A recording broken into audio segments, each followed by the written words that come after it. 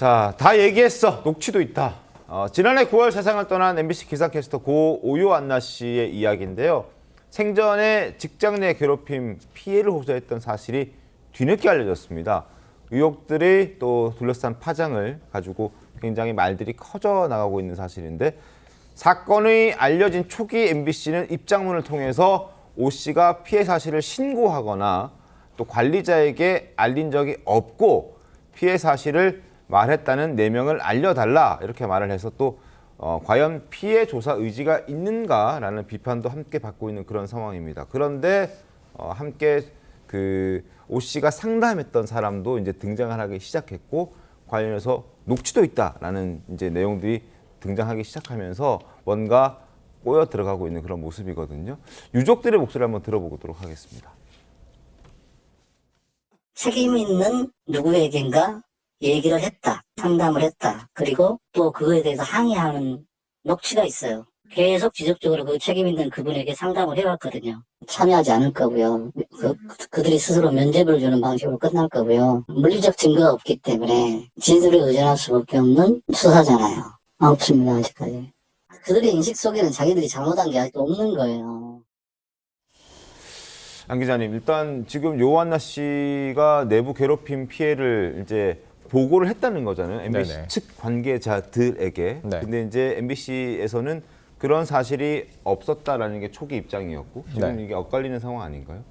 네, 맞습니다. 이게 사안은 벌어졌고 어떻게 수습을 할지 해결을 할지를 이제 따져야 되는데, MBC 입장에서는 이런 큰 사안이면 조금 더 신중하게 조사 후에 입장을 내야 되는데 곧바로 이런 신고 접수는 없었다라고 단언을 해버렸습니다. 네. 근데 그 후에 나온 걸 보면은요, 4명에게 얘기를 했고, 그리고 네. 그 중에서는 이렇게 책임자 역할을 하는 사람도 있었다는 거죠. 근데 유족의 이야기로는 그 책임자 역시 이 단톡방에서 험담을 하는 모습을 보게 됐다. 결과적으로 볼 때는 오요안나 씨가 어떠한 본인의 고충을 토로했을 때 이게 정상 루트를 거쳐서 곧 이게 전달될 수 없는 상황이라는 거죠. MBC의 입장은 이거였습니다. 감사국 클리센터나 인사상담실, 즉 고충을 담당하는 부서로 전달되지 않았다는 건데, 통상적으로 어떤 조직 내에서 누군가가 곧바로 그런 데를 하기보다는 내부에서 자기에게 더 상관이라든지 도움을 요청한 후에 네네. 절차를 밟게 되는데, 거기에서 만약에 중간에 이게 끊어진 거다. 그러면 MBC의 그런 시스템적인 문제가 분명히 있다는 건데, 이런 거에 대한 절차 조사 없이 그런 일은 없었다라고 단언을 했다가 결국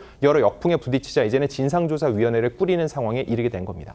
네, 그런데 지금 이게 문제가 점점 커지고 있는 듯한 느낌이 드는 것이, 지금 과거 MBC 기상캐스터들도 이런 괴롭힘을 당했었다, 이런 증언들이 지금 속속들이 나오고 있기 때문인데요. 신현영 어떤 증언들이 있었습니까? 예, 일부 과거의 캐스터들이 커밍아웃을 하고 있는 것 같습니다. 네. 배수연 전 MBC 기상캐스터가 최근 그런 논란에 있어서 입을 열었죠.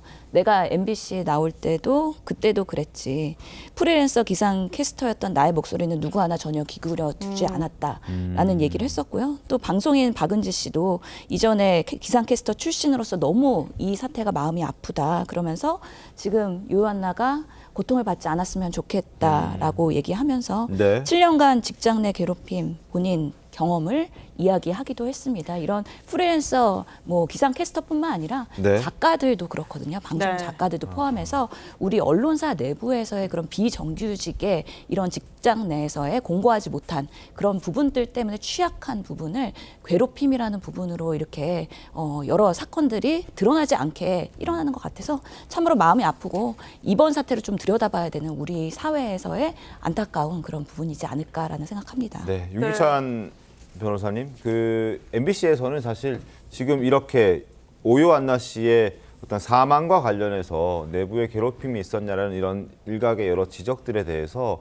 MBC 측에서는 이런 지적들을 두고 MBC를 공격하는 것이다, 이런 입장까지 내놓고 있던데, 이게 사실 그런 식으로 MBC가 대응해서는 안 되는 것 아닌가요? 그러니까 이게 이제 MBC 흔들기다 뭐 이런 단어가 네, 나오잖아요. 네. 그런데 사실은 프리랜서라는 직업분들이 사실은 제대로 된 보호를 못 받고 있다는 관점에서 접근을 해야 되는 부분이고, 실제 저희가 이 부분을 크게 보게 되면 이제 사측이 있고 사실 또 노조 측이 몇 개가 있잖아요. 노조가 많죠, 그러니까 MBC 가. 노조에 네. 포함된 근로자가 받는 보호 범위와 정도하고 그 노조에 포함되지 않는 또는 제2, 제3 노조에 포함된 분들이 받는 보호 범위와 정도하고 다른 것 아니냐, 뭐 이런 식의 문제 제기도 있을 수 있는 거예요. 예컨대 이분이 만약에 제1노조에 가입이 돼 있었다면 네. 이 정도의 그 조치뿐이 못 받았을까라는 문제 제기도 있을 수 있는 거죠. 네. 뭐 제가 노조 가입 여부는 확인 못했습니다만은 그런 근본적인 문제가 하나 있는 거고 또 하나는 지금 진상조사를 뒤늦게 하신다고 하는데 MBC에서 꾸린 진상조사위원회 그 이 구성원들을 보면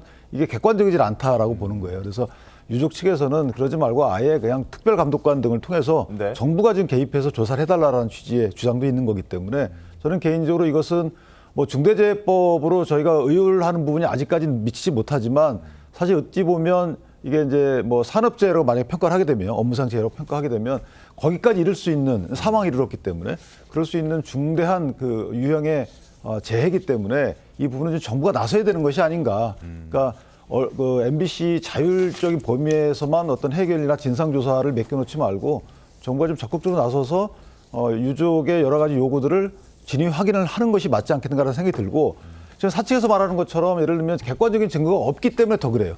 객관적인 증거가 없는데 중대한 결과는 발생을 했잖아요. 사망이라는 결과는 발생했고 또 본인이 여러 차례 여러분에게 본인이 처했던 여러 가지 상황에 대해서 또 얘기한 부분이 있기 때문에 이런 부분은 정부가 개입해가지고 해결해야 되는 부분이 아닌가라는 생각합니다. 알겠습니다. 네, 지금 정치권에서도 지금 말씀 주신 것처럼 각종 입법 정책이 뒷받침돼야 된다 이런 얘기들 나오고 있는데 이 MBC에 출연을 직접 해서 면전에서 조사를 요구한 정치인도 있었습니다. 목소리 들어보시죠. 앵커님도 프리랜서시죠? 예. MBC에서는 그걸 제대로 보도를 하거나 조사를 하거나 그러지 않는 거예요. MBC 그 직장 내 괴롭힘 같은 문제가 있었으면 MBC 같은 방송사가 가장 적극적으로 진상 조사를 하고 일단 그거에 대해서 반성하고 사과할 점 있으면 사과를 하고 이렇게 해야 될 건데 유족 요청하면 진상조사 할 수 있다. 그것도 이상했지만 이거를 무슨 뭐 MBC를 흔들기 위한 준동이다 이런 식으로 표현해가지고 제가 깜짝 놀래가지고 비판을 했거든요.